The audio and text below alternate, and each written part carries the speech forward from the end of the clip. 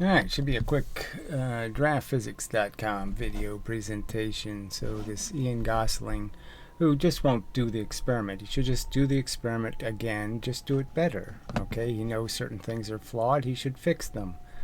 These weights are always strange. I don't know why he can't configure a weight better than this. But anyway, he's attempting to defend this idiotic notion that there's 4 times the energy and twice the spring compression.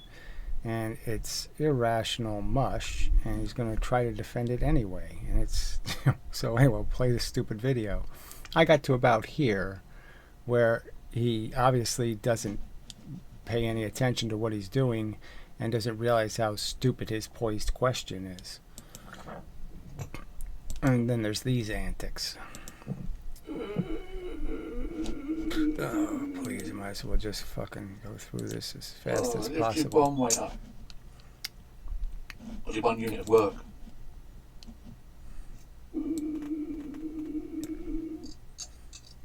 Yeah, and what did the one weight do? Oh, guess what? It compressed the spring this much. And now it's going to be compressed twice that amount by the second unit of mass. So he just did what he showed in the experiment was 1 unit of energy compresses it this much, and all of a sudden the same exact weight added compresses it 3 times as much. And it doesn't compress it 3 times as much, obviously. That somehow it puts 3 times more energy in. So exactly the same action, lifting a weight and putting it on the scale. The first time I lift the weight, it's only 1 unit of energy. The second weight I add somehow is 3 units of energy. Somehow I have 4 units of energy now. And all I did was add exactly the same amount of work. But this piece of work has 3 units of energy, where the first unit of work only created 1 unit of energy. 1 spring compression, 1 unit of energy. That's your problem, idiot. Are you going to answer that issue? No. I'll lift your 2 weights up. I'll do 2 units of work. And now, I've doubly extended the spring. Yes, you doubled the extension. The first unit made the spring compress 1 unit of energy, 1 unit of compression. It's only 1 unit of energy. Your experiment proved that. You dropped it from 10 inches and you got a reading on the scale. That reading on the scale indicated what it's worth from 10 inches. Then you drop it from 40 inches and you get 3 more, you say. But it only doubles on the spring. So you're just pointing out that somehow magically the second weight, adding the second weight somehow added 3 times the energy to the spring. That's illogical. So I've got 4 units of energy. How much is a unit of work? The unit of work is half the compression of the spring. 1 unit compresses the spring halfway. You're saying the second added weight added 3. That's your problem. Got any numbers?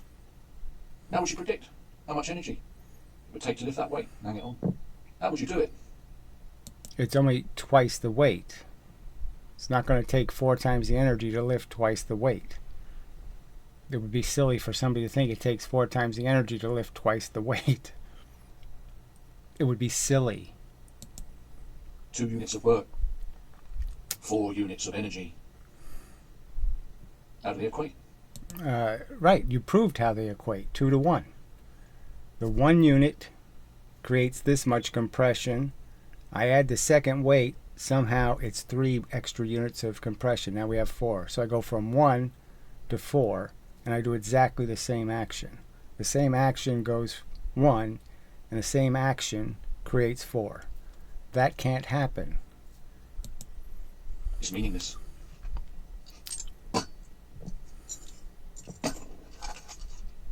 This business about the spring. It's ridiculous. I'll stretch this spring, store energy in it.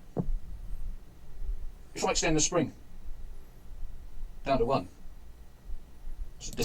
You got 1 on 2 springs now. You're comparing 2 springs in series. It's half the energy.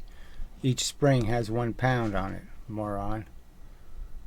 1 kilogram. So I've stretched it. Stored it, that amount of energy. Let it go, if I stretch it down to 1, and now I carry on extending the spring, it's taking a lot more force to pull it. A lot more force to pull it, obviously. Well, it's 4 kilograms. You know, we went from 2 to 4. There's no surprise it takes more energy to pull a spring because you have to hold the previous pulling. You have to look. I already made this argument. I mean, this is just too ridiculous. I mean, if I'm holding 50 pounds and you take away 25 pounds, then it's going to seem like it got incredibly light. But they're the same weight, the two 25 pounds, right? So if it's two 25-pound weights that make the 50, it doesn't matter which one I remove. They're both 25 pounds. It's kind of obvious. So this bullshit that somehow if I add another 5 pounds and I add another 5 pounds that it's not going to feel heavier. Of course it's going to feel heavier because I have to hold the 50 plus the 5. I mean, he doesn't understand that, you know, they give people gold medals in Olympics if they can, you know, lift more and more weight. It's not because the extra 5 pounds they weigh, you know, the winner wins because he lifted an extra 5 pounds. It's not because that 5 pounds created a tremendous amount of extra force. It was only 5 pounds. But everybody has their limits. Too silly. Are you saying that the energy stored in the spring from 1 to 0, or 0 to 1, is exactly the same as the energy stored in the spring from 1 to 2? Yes. That's what your own experiment proved it. All you had to do was put the extra weight on. The two weights are the same. I put 10 pounds on the scale, it reads 10 pounds, and I put another 10 pounds, and now it reads 20 pounds.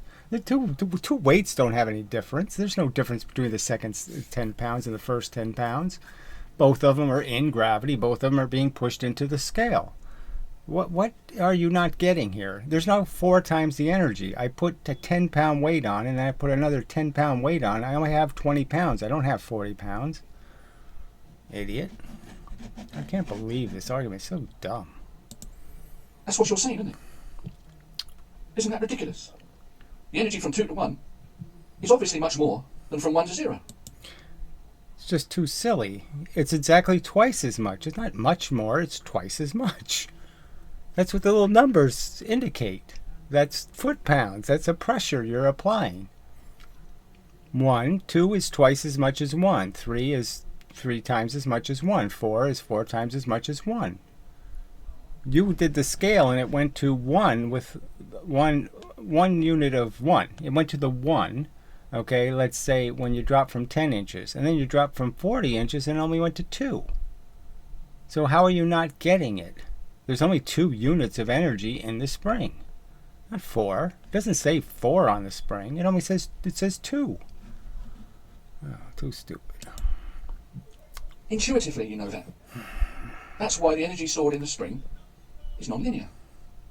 So says you. You just proved it's linear. So he just proved it is linear by lifting a weight and then lifting another weight, and it just identified exactly how many weights he put on the spring. The first compression is 1 unit. The second weight created the second unit. That's it. Just 2 units of compression. 1/2 kx squared. You know, you can say your equation all you want. You're applying it wrong. Obviously, in this case, the weight is controlled completely by gravity. So where's your mass in your equation? All right, too stupid.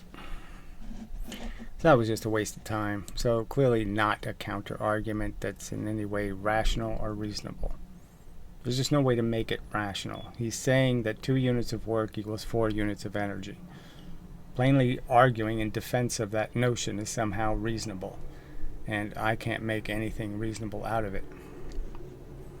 Adding the second weight added 3 times the energy.